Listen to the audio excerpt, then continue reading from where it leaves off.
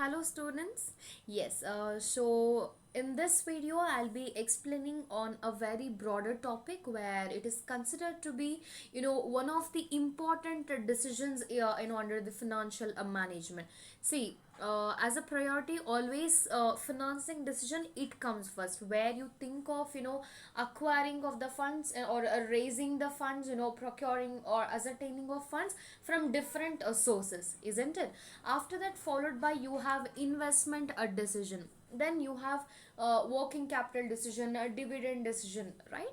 So now we shall understand what is this second major, that is a investment decision. What does it talk about? What is the decision is all about? See, an investment decision, it is concerned with the allocation of funds. As I said, investment can be done through the financing decision. That is, you are going to determine what is the size of your company, what your size of the enterprise, what is the nature, right? What is the type. You have to first determine what is the nature or type of your organization. Then you have to see what is the size, that is what is the capital of your organization. And again, the capital is determinant on the type of industry or the enterprise what you are dealing with, right? So once you're done with raising the funds based on the requirements what you want in your organization, then you are going to go ahead with allocation of the funds. How you have to allocate your funds? Example, if your nature of the organization is a manufacturing concern, say for example, right? So if you are into manufacturing, this trading concern, what do you think is more important? Of course, the working capital management.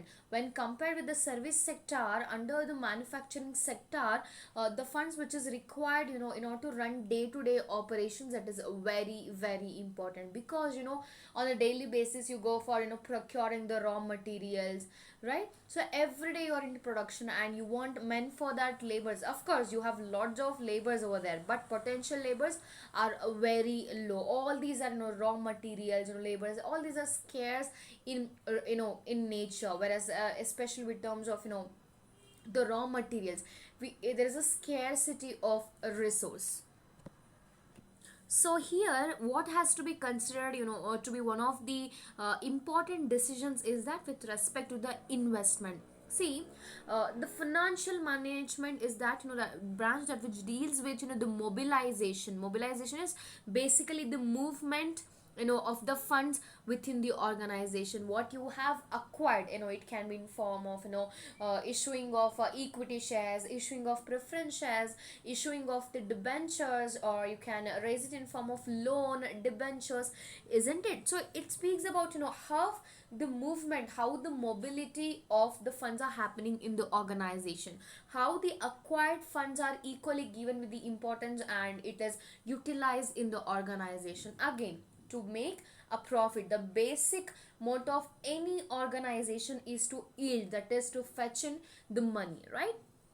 So here what happens, here the equal importance must be given for both the functions, both in the sense, one is a financing, right? Second one followed by with the investment decision. See, here funds are mobilized through a long term, medium term and short term sources, right? So long term and medium term sources, it must be deployed on long term investment. Of course it's required. See, short term is something which is of 1 year or less than that, but when we talk about a medium and the long term, usually it is for more than 1 year, 10 years, more than 10 years as well. So the main agenda or an objective of such investment is to get the proper yield from the project. This is what I told you, whether you're a small company or a big company, on whatever you have invested, as a company or as an individual, being a financial institution or the government, what is the basic thing you look for? Of course,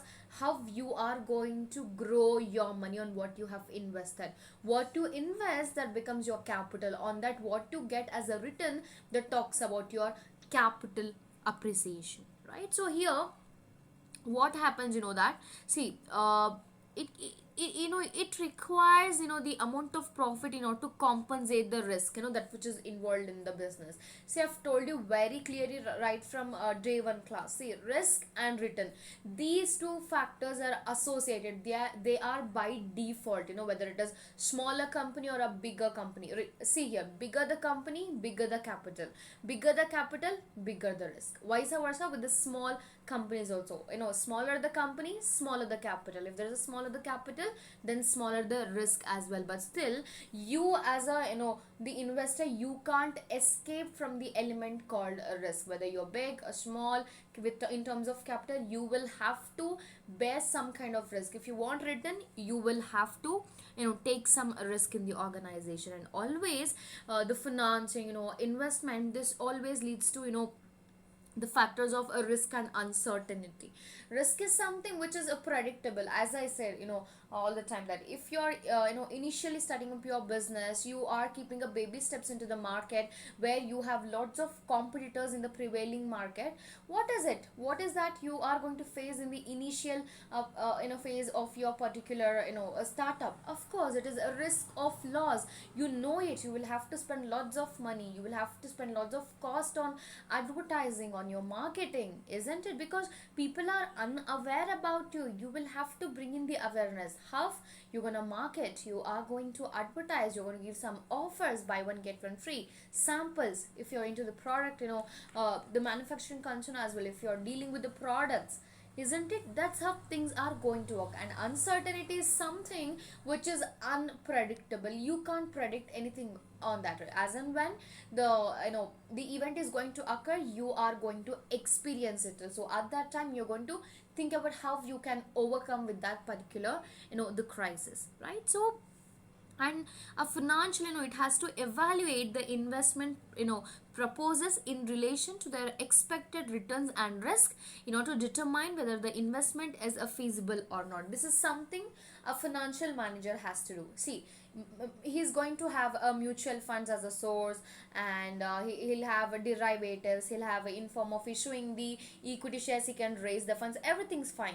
That talks about the financing. After that, under investment decision, a financial manager has to arrive at a right conclusion of allocating the funds, where he has to put in more. See, as I said, if you're a manufacturing concern, your core objective, your core operation is to produce, right? So you will have to allocate more of money in the production department than compared to any other department, because from that particular department, you will be able to fetch in the money. That's your core operation of the organization.